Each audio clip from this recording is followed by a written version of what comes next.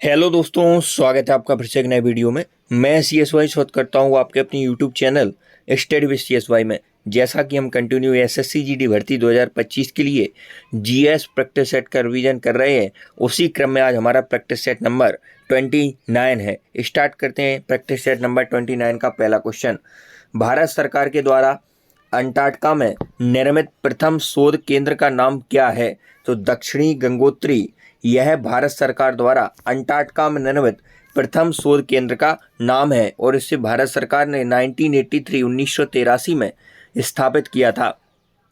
इसके बाद फिर 1988 में मैत्री स्थापित किया गया। इसके बाद 2012 में भारती स्थापित किया गया। यदि अभी तक आपने अपने YouTube channel study with CSY को सब्सक्राइब नहीं किया है तो सबसे पहले सब्सक्राइब करके जुड़ जाइए। भारतीय एथलेटिक्स महासंघ का गठन खालिस्तान में किया गया था। तो 1946 में 1946 में भारतीय एथलेटिक्स महासंघ का गठन किया गया था। इसका हेडक्वार्टर कहाँ है? तो न्यू दिल्ली में भारतीय एथलेटिक्स महासंघ का क्या है? हेडक्वार्टर है। 2020 में नीरज चोपड़ा द्वारा भाला फेंक स्वर्ण पदक जीता गया, इसलिए 7 अगस्त को भाला फेंक दिवस के रूप में मनाया जाने लगा। तो क्वेश्चन था भारतीय एथलेटिक्स महासंघ का गठन कब हुआ? 1946 में हुआ। वांगला फेस्टिवल, वांगला त्योहार निम्नलिखित में से किस जनजाति द्वारा मनाया जाता है? तो गारो जनजाति द्वारा वांगला त्योहार मनाया जाता है। भील जनजाति की बात करें तो भगोरिया पर्व भील जनजाति द्वारा मनाया जाता है मध्य प्रदेश में। विजयदशमी, दीपावली यह थारू जनजाति मनाती है। भूटिया जनजाति यह सिक्किम की है। लोसार उत्सव को यह मनाती है। तो क्वेश्चन पूछा था बांग्ला त्योहार, तो गारो जनजाति। पद्म भूषण गुरु वेम्पति चिन्ना सत्यम निम्नलिखित में से किस नृत्य शैली में सैकड़ों छात्रों को प्रशिक्षित करने के लिए प्रसिद्ध हैं? तो गुरु वेम्पति चिन्ना सत्यम का संबंध किससे है? कुचिपुड़ी से है। कुचिपुड़ी कहाँ का मार्शल आर्ट है? तो ये आपका आंध्र प्रदेश का शास्त्रीय नृत्य है। उड़ीसी उड़ीसा का है। भरतनाट्यम तमिलनाडु का है। कथक कहाँ का है? उत्तर प्रदेश का है। 1998 में पद्म भूषण पुरस्कार से नवाजा गया गुरु वेम्पति चिन्ना सत्यम को संगीत नाटक अकादमी पुरस्कार इन्हें 1981 में मिलता है।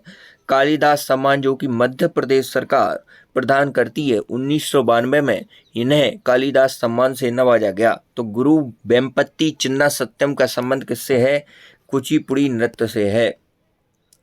शंभू महाराज निम्नलिखित में से किस कथक घराने के प्रसिद्ध गुरु थे? तो लखनऊ कथक घराने के यह प्रसिद्ध गुरु थे शंभू महाराज। यह कथक से संबंधित हैं। लच्छू महाराज, शंभू महाराज, इनका संबंध कथक से है। इसके बाद पद्मश्री शंभू महाराज को कब मिलता है? तो 1958 में इन्हें पद्मश्री मिलता है।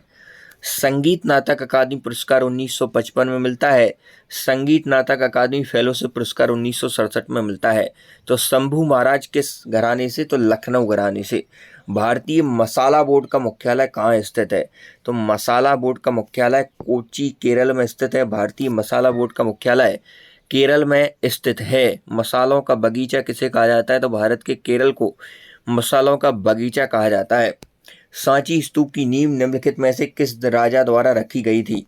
तो अशोक ने सांची स्तूप की नींव रखी थी। मौर्य वंश का यह शासक होता है अशोक। हर्यक वंश का फाउंडर संस्थापक कौन था? बिंबिसार था। भारत का नेपोलियन किसे कहा जाता है?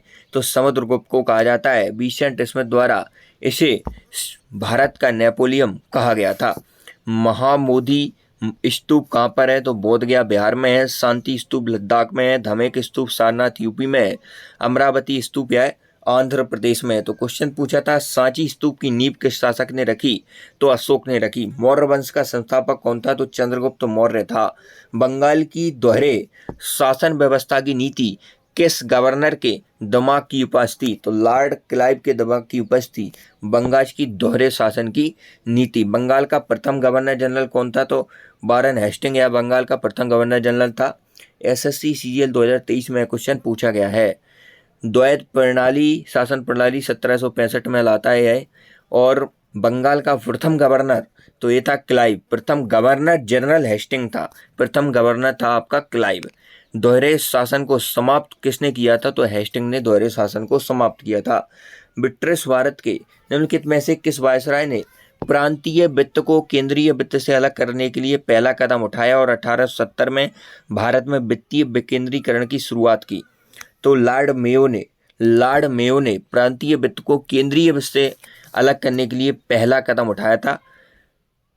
लॉर्ड मेयो के कार्यकाल में 1871-1872 में प्रथम जनगणना होती है जो कि असफल रहती है। फिर इसके बाद लॉर्ड रिपन के कार्यकाल में 1881 में प्रथम सफल गणना करवाई जाती है। कांग्रेस की उपज किसके दिमाग की उपज थी? कांग्रेस तो एक डफरिन के दिमाग की उपज थी कांग्रेस की स्थापना। भारत के वित्त आयोग के पहले अध्यक्ष कौन थे? तो केसी नियोगी साहब यह वित्त आयोग के प्रथम अध्यक्ष थे। आज 7वीं बार बजट पेश कर रही हैं आपकी 23 जुलाई को निर्मला सीतारमण, जो कि वित्त मंत्री हैं अभी वर्तमान में। और इसके बाद बात करें तो वित्त आयोग का वर्णन आर्टिकल संविधान में कौन से में है? तो आर्टिकल 280 वर्णित करता है वित्त आयोग को। वर्तमान में 16वां वित्त आयोग चल रहा है। 11वां नंबर क्वेश्चन, पंचायत गठित करने का चुनाव उसके विघटन की तिथि से खालिस्तान की अवधि समाप्त होने से पहले पूरा हो जाना चाहिए। तो पंचायत गठित करने का चुनाव उसके विघटन के तिथि से 6 माह की अवधि समाप्त होने से पहले पूरा हो जाना चाहिए। इसके बाद बात करने वाले अगले क्वेश्चन की, निम्नलिखित में से किस वर्ष में भारतीय सेना ने गोवा को पुर्तगालियों से मुक्त कराया? तो 1961 यह वही वर्ष है जिसमें भारतीय सेना ने गोवा से पुर्तगालियों को खदेड़ा था। 1510 में अलब्रुक ने यूसुफ आदिल शाह से छीना था गोवा को। 1530 में गोवा को पुर्तगाली साम्राज्य की राजधानी नीनी डी कुन्हा ने बनाया था। इसके बाद 1961 में भारतीय सेना ने ऑपरेशन विजय के तहत भारत जो गोवा है उसे भारत में मिलाया था। 56वां इसे 1987 में राज्य का दर्जा मिलता है और यह 25वां राज्य यहाँ पर घोषित हो जाता है। 56वां संविधान संशोधन 1987 इसके द्वारा गोवा को 25वें राज्य के द्वारा शामिल किया जाता है भारत में। मंगल ग्रह अपने अक्ष पर एक चक्कर लगभग कितने समय पूरा करता है? तो एक दिन में मंगल ग्रह अपने अक्ष का एक चक्कर पूरा करता है। तो लाल ग्रह किसे कहते हैं? तो लाल ग्रह आपका मंगल ग्रह को कहते हैं। बृहस्पति 9 घंटा 56 मिनट के समथिंग यह आपका चक्कर पूरा करता है। 9 घंटा 53 मिनट। 10 घंटा 56 मिनट शनि करता है। इसके बाद 17 घंटा 14 मिनट अरुण और वरुण 16 घंटा में। भूसी झील भारत के किस राज्य में स्थित है? तो भूसी झील है आपकी महाराष्ट्र में। उपवन, पवई झील बिहार, इसके बाद रंकाला झील, यह सब आपकी कहाँ पर है? महाराष्ट्र में। महाराष्ट्र में आपको नृत्य याद रखना है लावड़ी और तमाशा काके महाराष्ट्र के। राजसमंद झील, जयसमंद, लुनकर, फतेह सागर, यह सभी आपकी राजस्थान की प्रमुख झीलें हैं। तो भूसी झील कहाँ है? महाराष्ट्र में। भारत में औस, अमन और बोरो शब्द का संबंध निम्नलिखित में से किस फसल से है? तो औस, अमन और बोरो शब्द का संबंध है आपका धान से है। किससे है? धान से है। कृष्णा 88-121 कौम यह गन्ना से संबंधित है। भारतीय रिजर्व बैंक का राष्ट्रीयकरण कब हुआ था? तो 1 जनवरी 1949 को भारतीय रिजर्व बैंक का राष्ट्रीयकरण हुआ था। 1 जनवरी 1949 भारतीय रिजर्व बैंक का क्या होता है? राष्ट्रीयकरण होता है।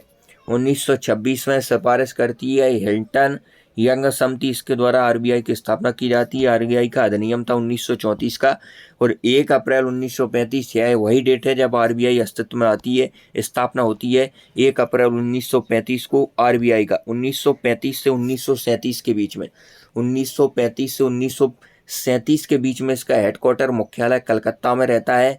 1937 के बाद से यह मुख्यालय आपका मुंबई में आ जाता है। प्रथम गवर्नर कौन थे आरबीआई के? तो सर ऑस्मोन स्मिथ यह प्रथम गवर्नर थे। रिजर्व बैंक के प्रथम भारतीय गवर्नर जनरल कौन थे? तो सीडी देशमुख थे। वर्तमान गवर्नर जनरल वर्तमान में कौन है? तो शक्तिकांत दास है, 25 में है।